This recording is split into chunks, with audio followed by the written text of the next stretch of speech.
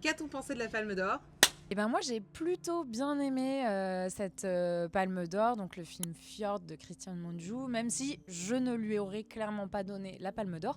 J'ai beaucoup aimé ce qu'il raconte, donc une famille qui arrive de Roumanie en Norvège avec ses 5 enfants, c'est des évangéliques assez tradis, et en fait rapidement l'école soupçonne les parents d'exercer des violences physiques contre leurs enfants, et donc les services de protection de l'enfance norvégiens s'emparent de l'affaire, et bon, il se passe plein de trucs.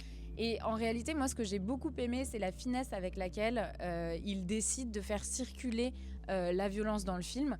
On pense effectivement qu'elle vient d'abord des parents, ensuite on n'en est plus tout à fait sûr, on est clairement conscient qu'elle vient aussi bien justement de cette bureaucratie, cette administration. C'est un film qui a beaucoup été critiqué parce que il serait réac. Et moi, justement, j'ai trouvé qu'il nous encourageait à penser par nous-mêmes et à penser d'abord et avant tout au bien-être de ces enfants qu'en fait, dans le film, personne n'écoute.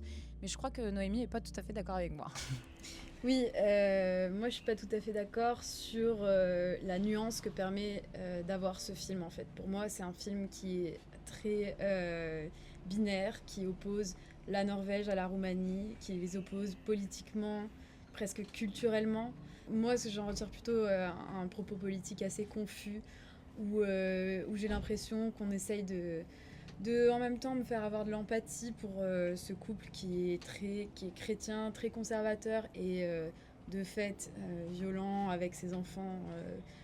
Bon, avec toutes les nuances qu'il donne, on peut se poser cette question. Mais en fait, moi, j'ai l'impression que le film, il pose la question de que fait-on des personnes conservatrices dans une société qui progresse, en fait, qui évolue. Et en fait, je sais pas quelle réponse ce film donne, ce qui est quand même un point positif du film. C'est bien de ne pas nous donner une réponse toute crue.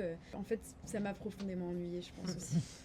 Non, moi je suis plutôt raccord avec Margot. C'est un film que j'ai beaucoup aimé par son scénario, que j'ai trouvé justement vraiment subtil, plein de nuances, qui est pas du tout binaire. Alors oui, c'est un film pour moi sur les fractures culturelles au sein de l'Europe, et je trouve que c'est vraiment un film sur l'absence de dialogue. En fait, il n'y a aucune écoute dans ce film, et la seule écoute qu'il y a, c'est finalement entre les enfants de ces deux parties. Mungiu le montre très bien, même si c'est vrai qu'il a fait des films plus forts. Moi je trouve que son précédent film RMN méritait beaucoup plus la Palme d'Or, parce qu'il avait une ampleur notamment formelle beaucoup plus dense. Moi c'est vrai qu'il y a peut-être aussi une image qui me revient du film, c'est une image de Sebastian Stan qu'on voit donc à la fin d'un travelling à travers la Derrière porte, une derrière vitre. une vitre. Ah oui, horrible. Il est absolument effrayant, et juste voilà, c'était ma manière de dire Sebastian Stan, je t'aime, et il faut voir plus de Sebastian Stan au cinéma. Voilà. Hors Marvel. Hors Marvel.